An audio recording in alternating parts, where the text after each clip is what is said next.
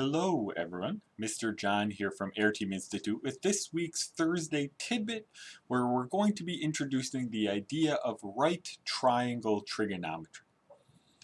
As usual, let's start with a little bit of review, right? In the old Thursday Tidbit linked below, we talked about 45, 45, 90 triangles, 30, 60, 90 triangles. We called these special triangles because there were some nice relationships between the sides, right? In any 45, 45, 90 triangle, we had ratios of kind of 1, 1, and square root of 2. And then in 30, 60, 90 triangles, we always had this ratio of 1, square root 3, and 2. Right, of course, these are ratios. So these triangles could be bigger or smaller, right? But these sides always show up in this nice ratio we have here. Our big question of the day, kind of, is, right, does this idea work in general? Right, we just said, okay, we have a 45, 45, 90 triangle. We have a 30, 60, 90 triangle, right? We always know the ratio of the sides in this case. So we want to have this kind of question of, is this true in general? And in particular, we still want to focus on the case of a right triangle. So we're kind of looking at a right triangle then in this case. And we're kind of saying, okay, we have a right angle, of course. So I need to give you one more angle. Because if this angle is theta here, of course, this angle, which we're not going to focus as much on, is 90 minus theta. So this, of course, if I give you one angle and you know it's a right triangle, we have then a relationship there. Right, and so do we kind of have a relationship between the sides? Well, of course, we know if we have sides A and B, right, this hypotenuse is C, then we know that C squared is A squared plus B squared, right? Of course, we have the Pythagorean theorem, right, where we have the squares add up to the square of the hypotenuse.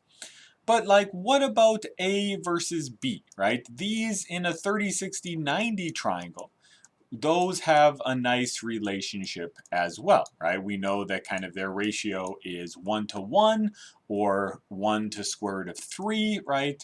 So what about this kind of A versus B? Do we know some ratios and things like this here? Now, even if we don't know why the answer should be what it is, we should be able to kind of still answer this question. It should be pretty obvious that this question should be yes. This should be true there. Why? Well, if we know the angles, if we know we have a right triangle with a theta angle, any other right triangle with that right angle and angle of theta is similar. Right? So by similar triangles, these are all going to be in some ratio. We don't necessarily easily know what that ratio is, but this is true. There should be some type of relationship here that we can have in general. So how does this relationship work? This is actually the big idea behind trigonometry, or at least the introduction to trigonometry, which is typically done like this in right triangles. So we have three functions that we're looking at here, the three main trig functions. There are more, but they're all kind of based on sine of theta, and in fact, they're all based on sine of theta and cosine of theta. The other one you will oftentimes see with this is tangent of theta.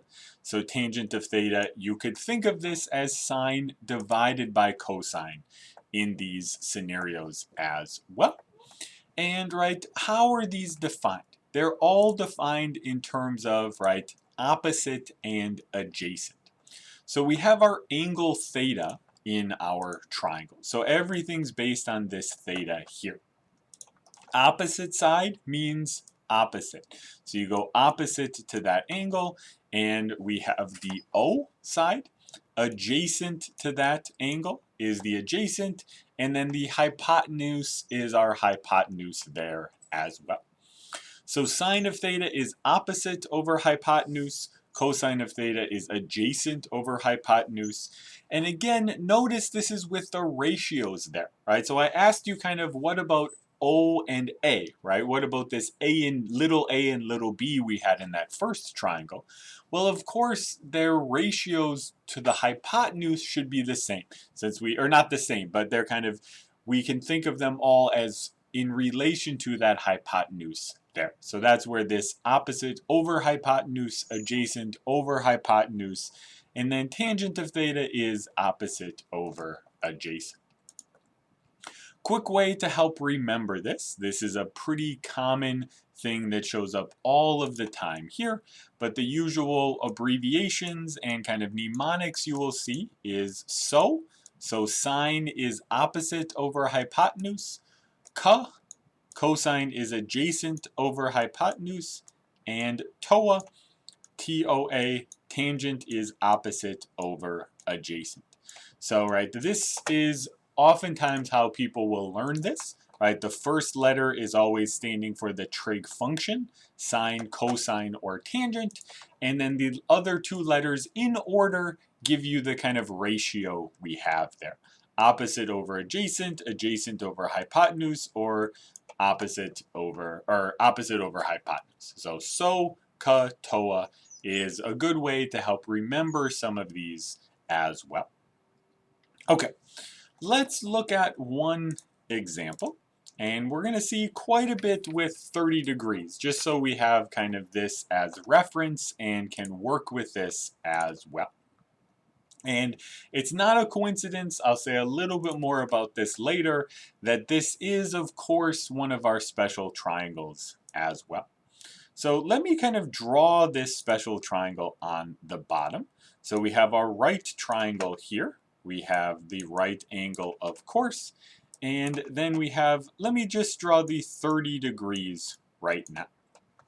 Now, of course, this is all ratios, but our standard 30, 60, 90 triangle, right, has a side of 1 across from the 30-degree angle, a side of square root 3 across from the 60-degree angle, and then a hypotenuse of 2 in this case as well. So remember, we have kind of our mnemonic for these things, right? So let me write this at the top here again. So we always can help ourselves by thinking about so, katoa.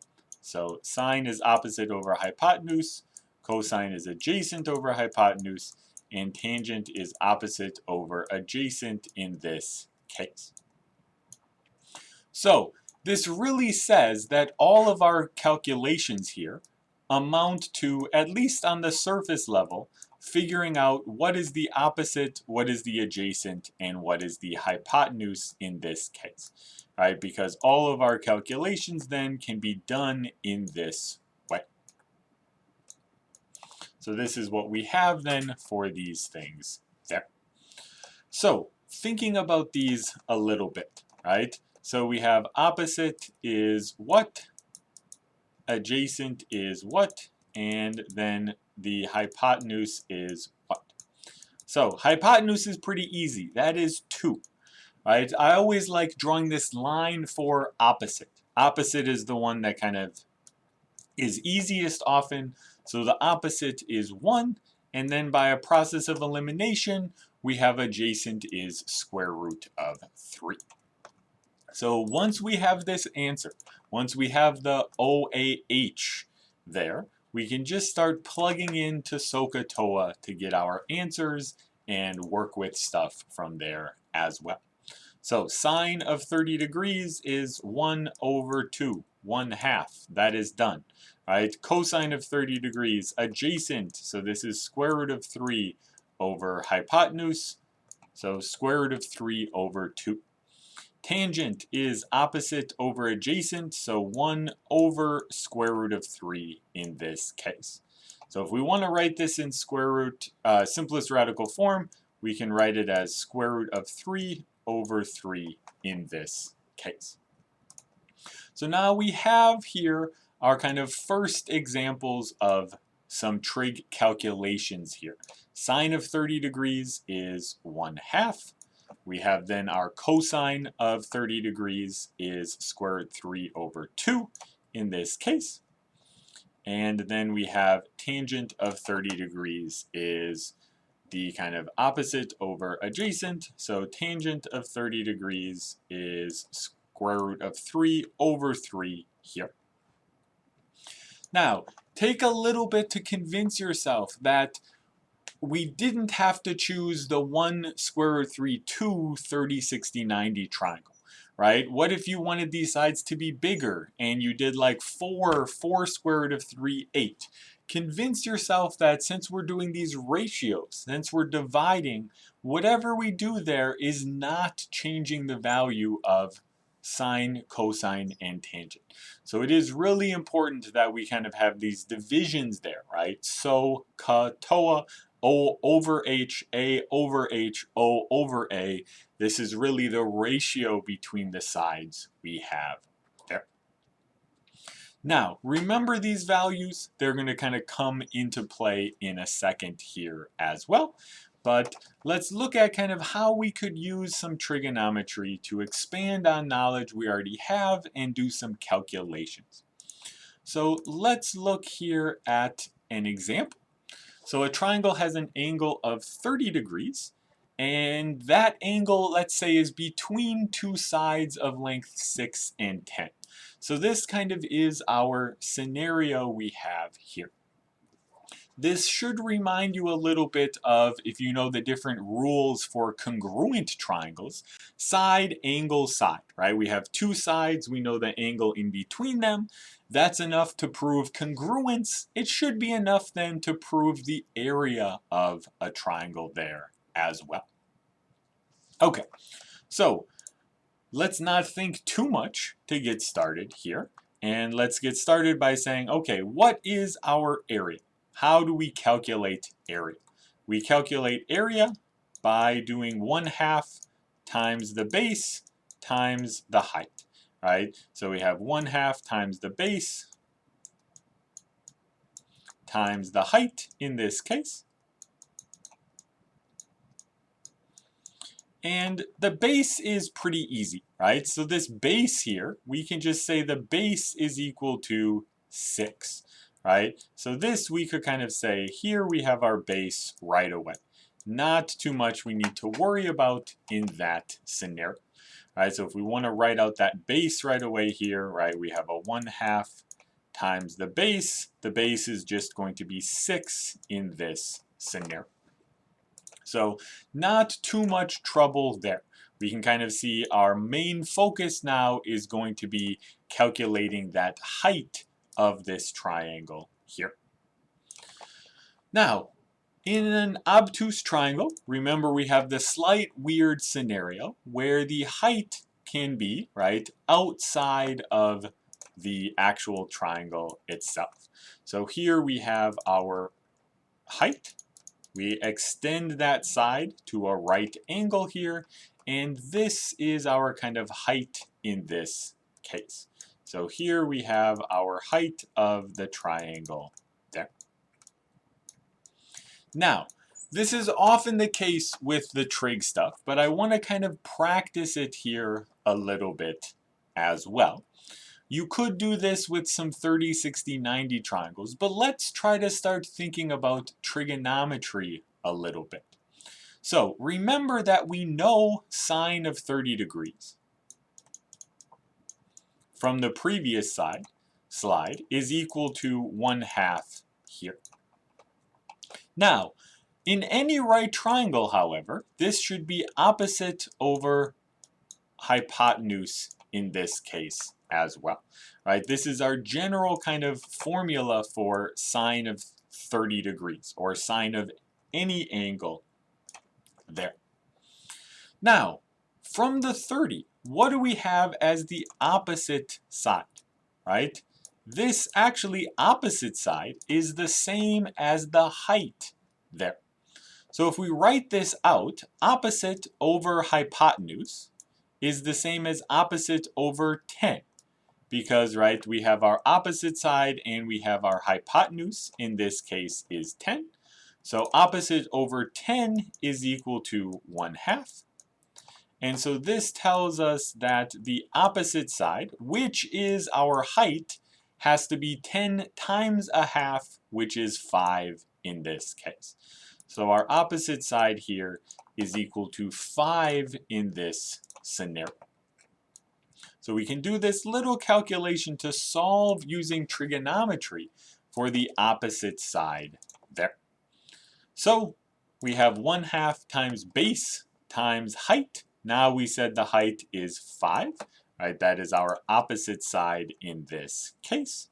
So this gives us then our answer of 1/2 of 30, which is 15 here. So this gives us enough to kind of find our area in this scenario. Our final area is going to be 15 in this case. Now, I'll say a little bit more about this at the end, but right, we could have done this with the ratios in the 30, 60, 90 triangle. But this is a good practice. Knowing now sine of 30 degrees, we can kind of calculate this using trig functions and go from there as well. Now, take a look back at this slide, right? Because it's going to be very related to the next one, right? So I'm not going to do the full proof, but use this one as an example. It shouldn't be too hard to see, kind of in general. What if we just have this set up in general here? So we have a triangle. We don't really know the shape of the triangle, so maybe it's a triangle that looks like this. We have a side of, right, A, we have a side of B, and we know an angle theta in between. In general, we have a pretty nice area formula for this as well. Right, so in general, this area is just 1/2 times A times B times sine of theta. So again, this is almost identical to what we did in the previous example. So I want you guys to think about this, right? Try to draw the picture and try to prove to yourself that you can kind of calculate this area formula as the two sides times 1/2 times sine of the angle in between. And so this gives us another kind of nice formula for things we have there as well in this case. Last thing in closing here, right? These things in general are not easy to calculate. So it's not really a coincidence that we looked at 30 degrees. That was one of our special triangles. Those special triangles are special because the numbers work out nicely. Typically speaking, if we have other angles that aren't 30, 60, 45, multiples of those things, we typically do stuff with approximations, right? Your calculators can calculate these things. There's formulas that exist. They're not super nice. But, right, for example, a calculator can tell us that sine of 20 degrees is approximately 0.3202. Cosine of 20 degrees is like 0.94, right? So we have these values that we can work with that way as well. So typically speaking, if you had, say, the previous problem, you have a side of 8 and a side of 5 and a 20-degree angle. We can still use our 1/2 AB sine theta formula, but then we might need to use an approximation there as well. So calculators are often used in this case, right? They help us kind of get at least rough answers. And if you're using these things for applications, that is okay. It's okay to typically have an approximate answer in that case as well. That does it for this week's video. If you enjoyed this video, please like and subscribe. Check back in the playlist each week for a new video. And as always, if you want some extra practice, check out ziml.areteem.org. And thank you guys for watching. I'll see you guys all next week. Goodbye.